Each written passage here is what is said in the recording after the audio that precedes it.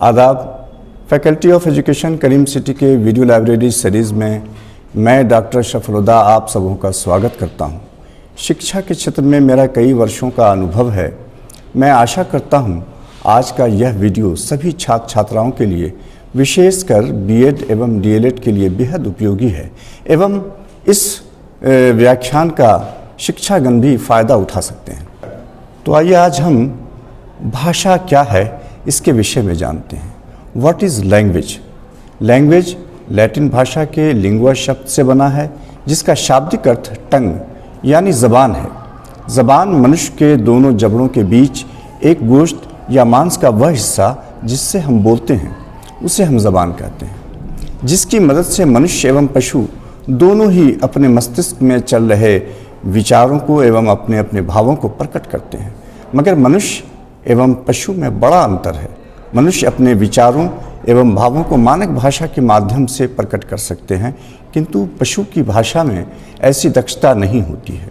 इसलिए तो मनुष्य को सर्वश्रेष्ठ प्राणी कहा गया। अर्थात भाषा संप्रेषण का माध्यम है। यह कम्युनिकेशन के एक टूल के रूप में काम करता है। मनुष्य को अपनी आवश्यकताएं बताने के लिए भाषा का उपयोग करना ही पड़ता है। मनुष्य समाज का आधार है। समाज में सामाजिकता बनाए रखने के लिए उसे अपनी संस्कृति का आदान प्रदान करना पड़ता है।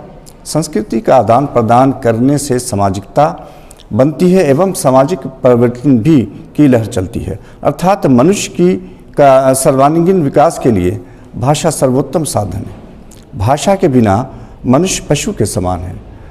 अर्थात भाषा ही एक ऐसा उपकरण है जो मनुष्य को मनुष्य होने का दर्जा देता है।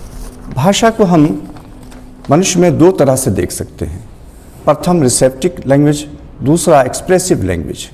रिसेप्टिव लैंग्वेज जब मनुष्य अपने आसपास के वातावरण से किसी भाषा को ग्रहण करता है तो उसे रिसेप्टिव लैंग्वेज कहते हैं। दूसरा है एक्सप्रेसिव लैंग्वेज।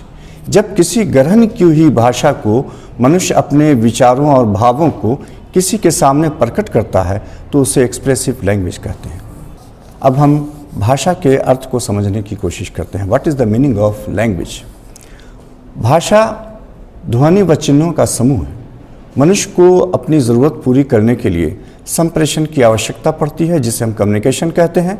अर्थात संप्रेषण जिन चिन्हों, माध्यमों या संकेतों के द्वारा किया जाता है उसे भाषा कहते हैं। भाषा कम्युनिकेशन के एक टूल के रूप में काम करता है, जैसा कि हम कबल में कह चुके हैं। अर्थात भाषा को हम दो भागों में बांट सकते हैं। प्रथम है वर्बल यानी शाब्दिक, दूसरा है नॉन वर्बल यानी अशाब्दिक। वर्बल अर्थात मनुष्य जब बोलकर भाषा का प्रयोग करता है उसे हम वर्बल कम्युनिकेशन कहते हैं, तथा दूसरा नॉन वर्बल यानी अशाब्दिक, जब मनुष्य बिना बोले सिर्फ चिन्हों या संकेतों के माध्यम से भाषा का प्रयोग करता है तो उसे नॉन वर्बल कहा जाता है। अब हम भाषा की परिभाषा क्या है इसे जान लें। Definition of language.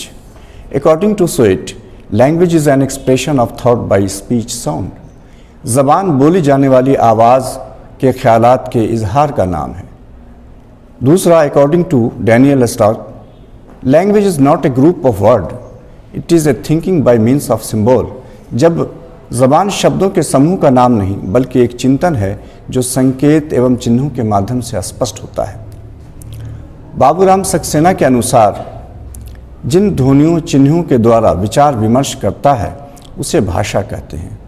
श्याम सुंदर दास के अनुसार मनुष्य तथा मनुष्य के बीच वस्तुओं के विषय में अपनी इच्छा तथा विचारों का आदान प्रदान करने के लिए मनुष्य जिन ध्वनियों या संकेतों का प्रयोग करता है उसे भाषा कहते हैं। इस प्रकार भाषा की परिभाषाओं से पता चलता है कि भाषा कम्युनिकेशन करने के लिए माध्यम, समूह, संकेतों या चिन्हों को कहा जाता है।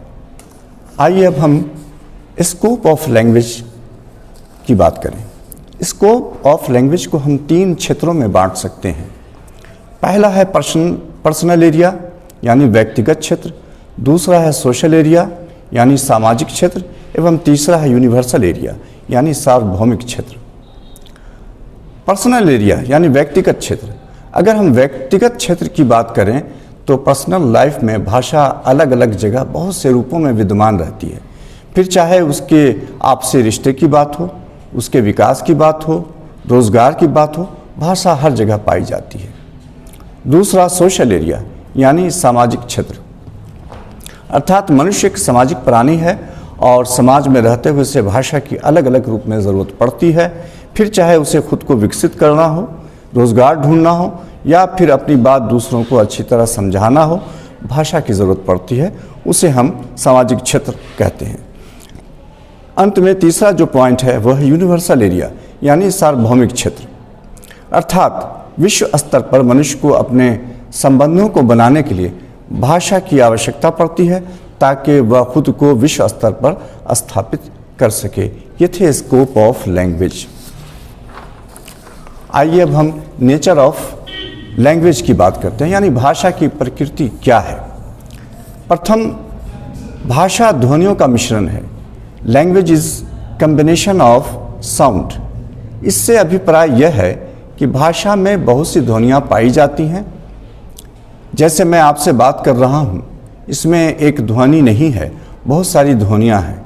जैसे सिर्फ एक शब्द पानी को हम ले लेते हैं तो पानी में एक अकेला ध्वनि नहीं है, इसमें कई तरह की ध्वनियाँ शामिल हैं। जैसे सिर्फ एक शब्द पानी को कहने में ही कई सारी ध्वनियाँ विद्यमान हैं, वह हमें अलग अलग सुनाई नहीं देती। हर मनुष्य की आवाज़ हमें प्रभावित नहीं कर सकती। हर व्यक्ति के बोलने का ढंग अलग होता है और हमें अलग अलग ढंग से लुभाता है। हर मनुष्य की भाषा शैली अलग होती है जो भाषा को सुंदर रूप प्रदान करता है। इसका दूसरा पॉइंट है सिस्टमेटिक ग्रामर इज फाउंड। भाषा में व्यवस्थित व्याकरण पाई जाती है। अगर हमारे भाषा में व्याकरण का अभाव होगा तो सुनने और बोलने दोनों ही में अच्छा नहीं लगेगा। उदाहरण स्वरूप मैं कहूँ लक्ष्मण रोटी खाया। अगर यही बात व्यवस्थित व्याकरण के माध्यम से कहूँ कि लक्ष्मण ने रोटी खाया तो यह सुनने में अच्छा लगता है।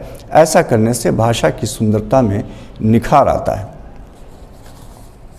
इसका तीसरा प्रमुख बिंदु है words have must there meanings, यानी भाषा में शब्दों का अर्थ होना चाहिए। जब हम किसी को बताते हैं तो उसका कुछ अर्थ होना चाहिए। अगर कोई भाषा समझ नहीं पा रहा है तो हम उसे भाषा की श्रेणी में नहीं रखेंगे। जैसे अगर मैं अंग्रेज़ी या हिंदी में बात करूं तो वह मुझे समझ में आता है। यदि कोई व्यक्ति मुझसे कोई और भाषा में बात करता है तो वो भाषा तो है मगर मैं उसके अर्थ को नहीं समझ पा रहा हूँ, तो वह मेरे लिए भाषा नहीं है। इसका जो अंतिम प्रमुख बिंदु है लैंग्वेज मस्ट हैव वेरिएशंस। भाषा में विविधताएं पाई जाती हैं। दूसरा व्यक्ति किसी और तरह से बात करे, वह बात आपको अच्छी तरह से समझ में आए और हो सकता है कि समझ में न भी आए। तो हर व्यक्ति की अपनी अपनी क्रिएटिविटी होती है, उसमें विविधताएं होती हैं। हम उसको अपने अनुरूप व्याकरण का पालन करते हुए उसे चेंज भी कर सकते हैं। सिर्फ शब्दों का अर्थ समझ में आना चाहिए, क्रिएटिविटी आप कैसी भी दिखा सकते हैं। और अंत में मैं उसे पॉइंट के रूप में तो नहीं लेकिन एक व्यक्तिगत रूप से भी मैं कह सकता हूँ, और ये वास्तविकता है भी, कि भाषाएं भी लुप्त होती हैं। आदि मानव काल की जो भाषाएं हैं आज हमारे बीच नहीं हैं, मगर अभी हाल के दिनों में भी, मौजूदा दौर में भी अगर हम देखें तो बहुत सारे लोग अपनी भाषा को छोड़ते जा रहे हैं। उदाहरण के रूप पर आज इंग्लिश पूरी दुनिया में जानी जाती है, उसे पढ़ी जाती है, सुनी जाती है, बोली जाती है।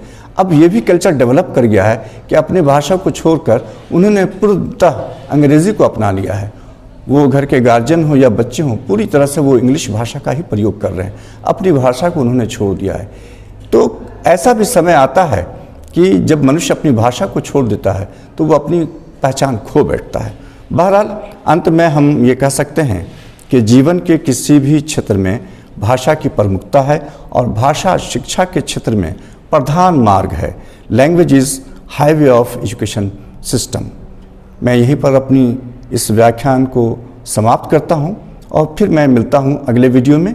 Thank you.